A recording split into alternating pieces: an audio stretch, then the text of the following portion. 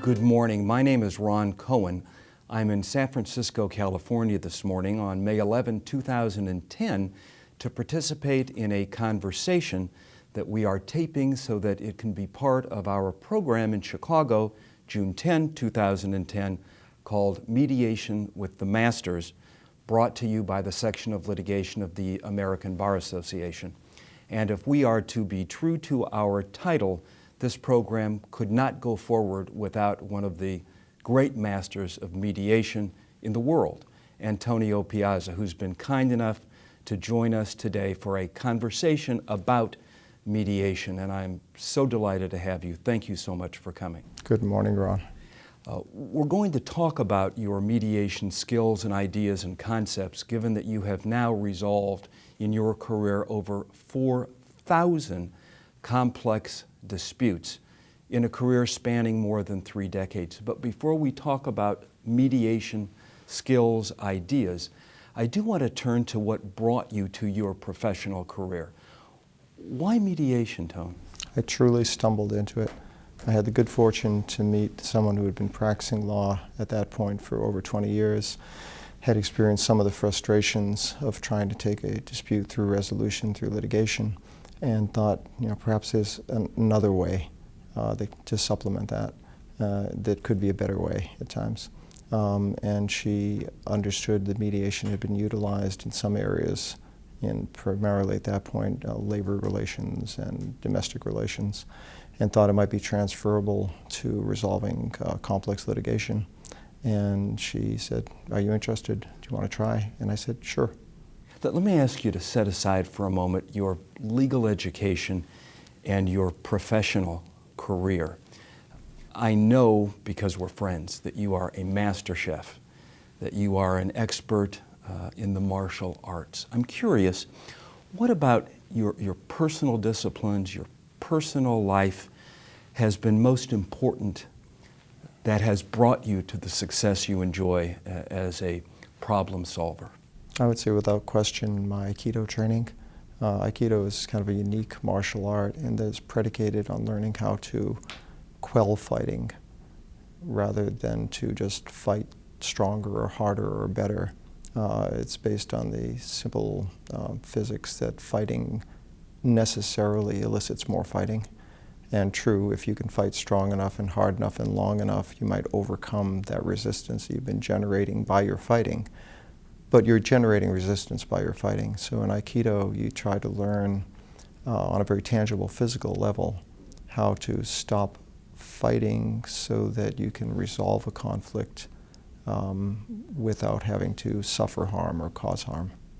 Are there times actually during a mediation you're conducting where you translate back to the Aikido and think about those lessons and apply them in a mediation? On a really good day, about 100% of the time.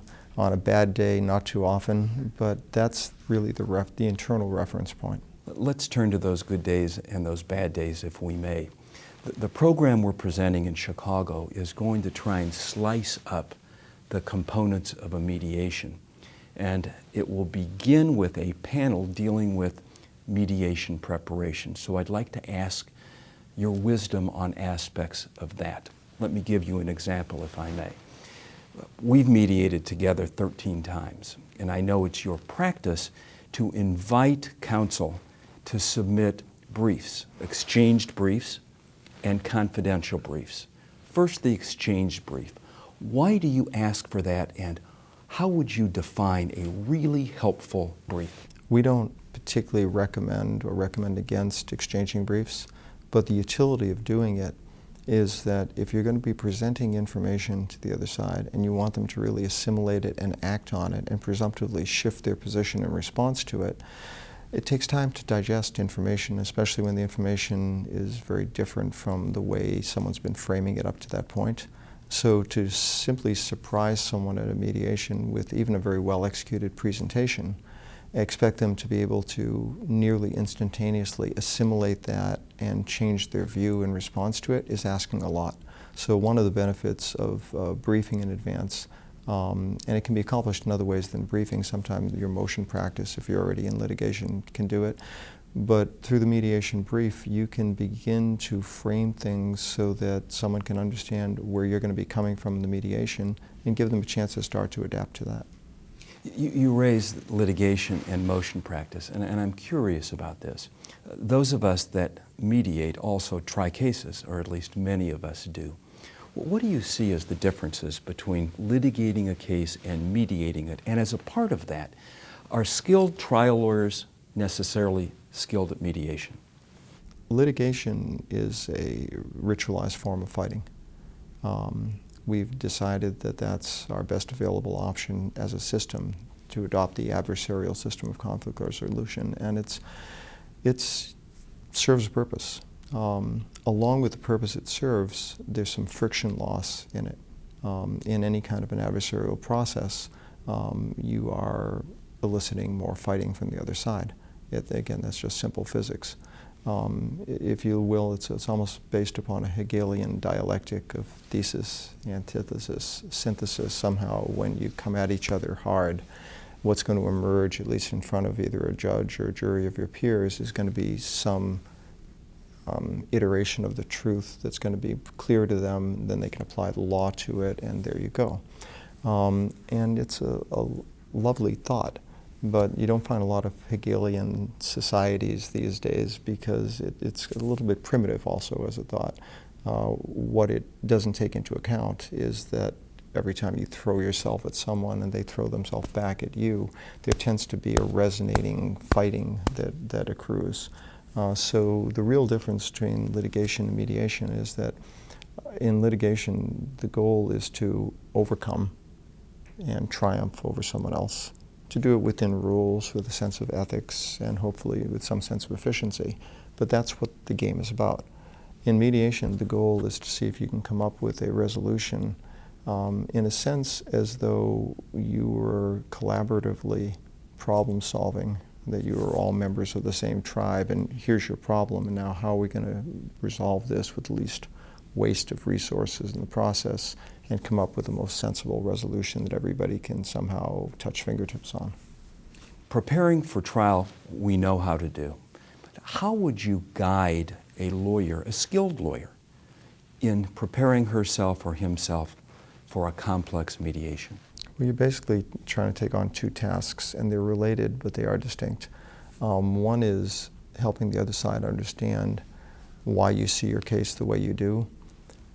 Not trying to intimidate them, trying to help them say, okay, look, this is how we see it. If we've got it straight, then perhaps you want to start adapting your thinking to what kind of a resolution you're going to end up with in court if we don't negotiate something, what kind of resolution you might be able to live with today. The other thing you're doing is you're educating the mediator and helping them not only to understand how you see the law, what you understand the facts to be, but how they can both present this to the other side and also reflect back to you to the extent that you might not be fully apprehending what your own risks are or limitations.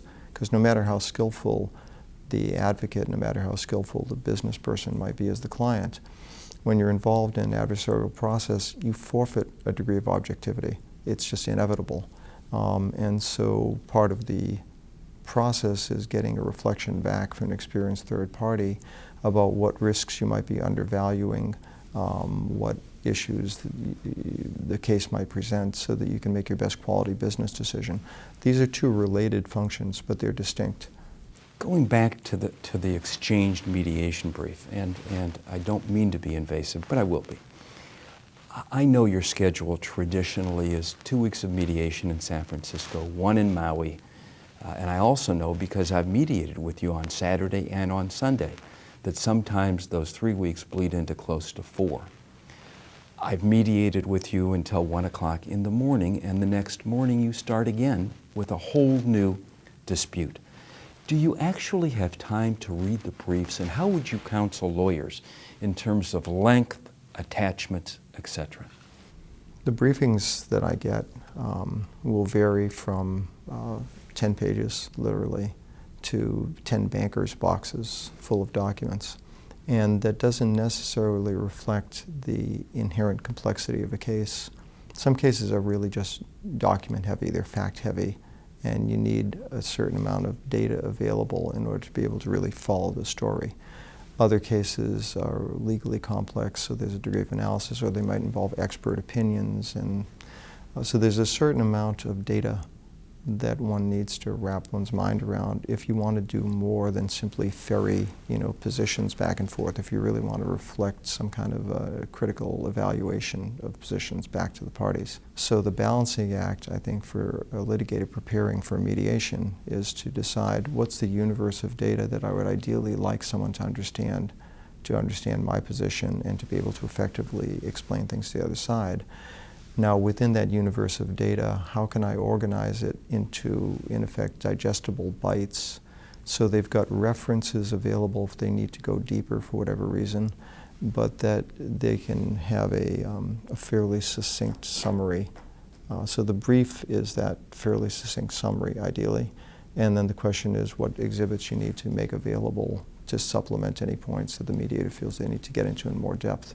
In terms of the way I prepare for it, it is not false modesty to say that it's less that I'm conscientious and more that I'm a compulsive neurotic. Whatever I get, I read. And so if I get 10 bankers boxes, I make my way through 10 bankers boxes full of stuff. I may not enjoy every moment of that, but I will do it.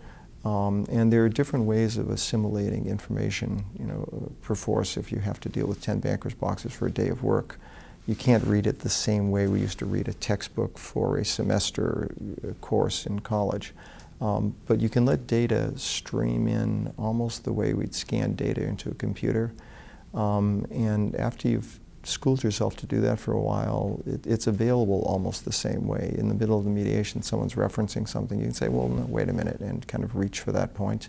That's not really a function of photographic memory or anything else. It's more a function of just letting the data fall into the computer, because fortunately we've all been gifted with pretty good off-the-shelf computers. The computer running when the confidential brief comes in, is that helpful, and what would you like to know that comes by way of confidential briefs? Practice varies a lot. Some lawyers play their cards very close to the vest in terms of talking with a mediator about, oh, this is how my client sees things, this is what they might be open to or less open to.